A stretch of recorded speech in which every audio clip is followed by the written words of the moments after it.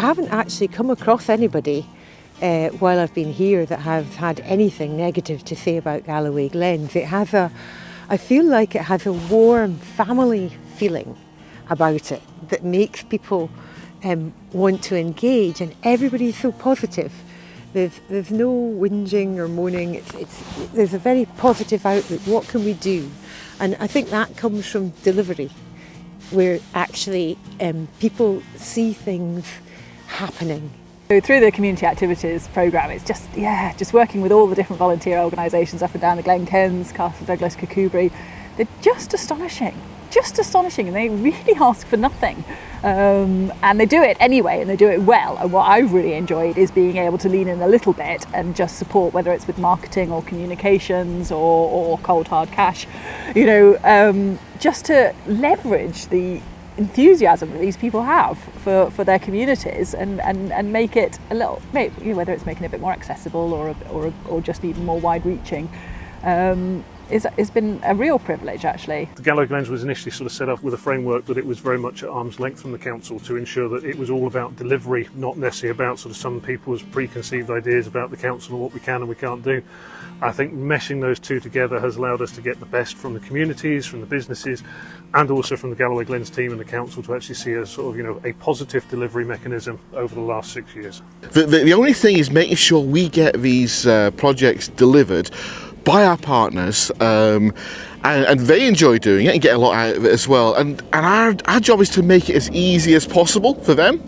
So we're not going to get bogged down in the bureaucracy, which is it's inevitable within a big project like this. That's our problem.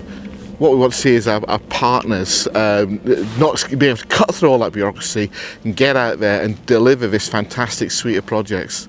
And the one thing that I've learnt really from this is that the landscape is about the people, whether that's from the past, the present and the future, and the kind of rich diversity of the different folk that kind of bring this landscape, the very thing that I thought it would be, to life. I think with a team like this, you have to be crazy. You have to be willing to get your sleeves rolled up, your trousers rolled up, and get on with it. No one is above getting their hands dirty. Everybody piles in to help out to achieve the goal for the greater good. And I think if there was one thing that I'd like to, I feel that the Galloway Glens has delivered for the community is exactly that, a feeling of team, a feeling of community, and a feeling of let's just get it done. Talking to people about the landscape partnership ceasing, people are saying, oh, it'll be really sad to see it go. What are we going to do next? So, we've laid the ground, I think, for the next landscape partnership, maybe elsewhere in Dumfries and Galloway. Thanks to very kind words from the local communities, I think we all can give ourselves a pat on the back. We've done a great job, and hopefully we're empowered other organisations to do things, to take their own initiative and apply for funding and make things happen in the beautiful region that we live in, Dumfries and Galloway. I think people still remember Galloway Glens in 10 years' time, but I'm not sure if that's important. What is really important is all the project partners are still delivering and doing things. The scheme's legacy isn't remembering Galloway Glens. The scheme's legacy is using the Smiddy. The scheme's legacy is walking around here at Threave. The scheme's legacy is more salmon in the Blackwater of Dee. The scheme's legacy is pine marten boxes scattered around our area. So is it important that Galloway Glens is remembered?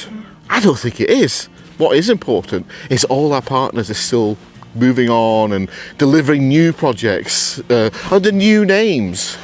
I think the two words off the top of my head would be dynamic, responsive, and a third word, innovative.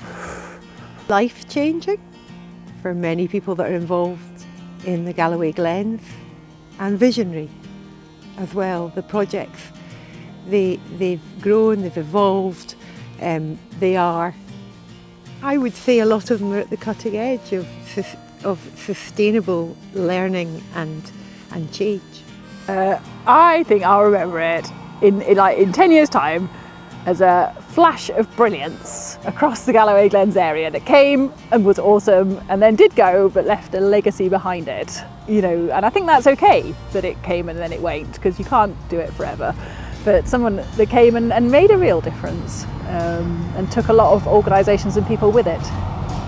You might be asking, what is the pithy one-liner wrap-up of what the Galloway Glens Scheme is? And I've asked myself that quite a lot actually, but really there's a number of elements in there about taking a place-based approach to something and properly resourcing it using national funds and focusing on an area with a real energy and drive and a fixed period of time for activity.